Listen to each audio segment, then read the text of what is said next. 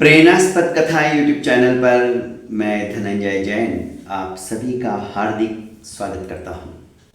छोटी सी कहानी डीजे की जुबानी।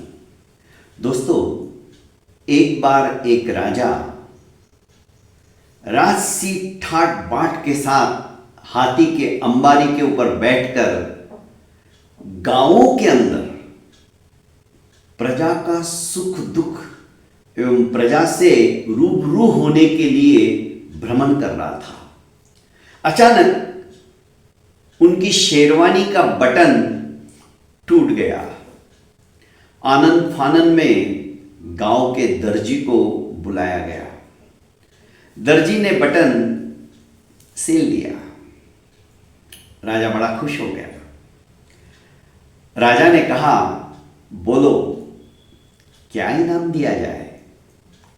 दर्जी ने हाथ जोड़कर कहा कि मालिक, छोटा सा काम था, इसके लिए क्या इनाम की जरूरत है।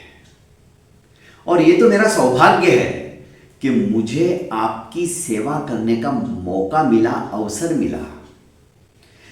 फिर भी राजा टटोलना चाहते थे, देखना चाहते थे कि दर्जी क्या मांगता है। उन्होंने फिर से कहा कि नहीं, तुम्हारे लिए ये छोटा काम होगा, पर बटन टूटने की वजह से मेरी लाज उघड़ रही थी, तुमने मेरी लज्जा को ढक दिया। तुम मांगो, क्या चाहिए। दर्जी के मन में आया कि काम तो छोटा सा था, 1 रुपए का, 10 रुपए मांग लेता हूं, राजा है। फिर उसका अंतर्मन कहने लगा कि नहीं, हमारा राजा प्रजा की रक्षा करने के लिए, प्रजा के सुख दुख को जानने के लिए आज हमारे गांव में आया है। राजा से भला क्या मांगना, वो तो हमेशा देता ही है। आज उसकी वजह से हम सुरक्षित हैं। उसके प्रहरी गांव के अंदर भी जागकर हमें सुख की नींद सोने के लिए किसी भी प्रकार का टेंशन नहीं देते हैं, चिंताग्रस्त नहीं करते हैं। नहीं, मैं नहीं मांगता हूं। फिर से उसने हाथ जोड़कर कहा कि अन्नदाता, मुझे कुछ नहीं चाहिए।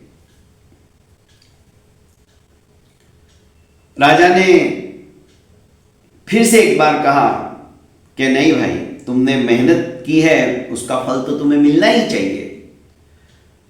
बोलो क्या इनाम में दूं। आखिर दर्जी ने कहा, आपकी जो इच्छा हो दे दीजिए, प्रसाद समर्पित कर ले लूंगा। मंत्री को राजा ने कहा कि ये तो मांगने वाला नहीं है, एक काम करो, 2 गांव दर्जी को भेंट स्वरूप दे दो। अब दर्जी सोचने लगा, कहा मैं अपनी हैसियत के अनुसार 10 रुपए मांगने की सोच रहा था, और राजा ने तो 2 गांव का मालिक ही बना दिया। दोस्तों, ठीक इसी प्रकार वो परमपिता परमेश्वर के दरबार में जब हम जाते हैं, उनका स्मरण करते, उनकी मूर्ति को देखकर उनका प्रतिरूप आंखों के सामने आता है, आंखों के माध्यम से हम हृदय में स्थापित करते हैं और कुछ ना कुछ याचना करते हैं, मांगते हैं। भगवान से याचना मत करो, मांगो मत, उसे सब पता है। और आप मांगोगे भी तो अपनी हैसियत के अनुसार मांगोगे। आप सोच भी नहीं सकते हो वो क्या सोच रहा है।